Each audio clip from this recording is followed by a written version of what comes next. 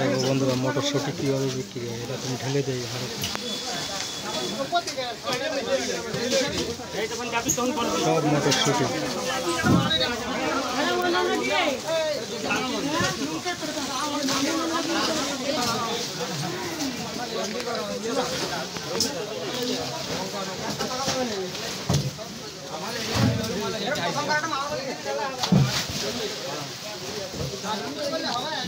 দেখো বন্ধুরা মটরশুঁটি, আপনারা যে মটরশুঁটি খান সেগুলো কীভাবে বিক্রি হয় দেখুন। সমস্ত চাষিরা বস্তা ধরে এনে এখানে বিক্রি করে ঢেলে দেয়। এই দেখুন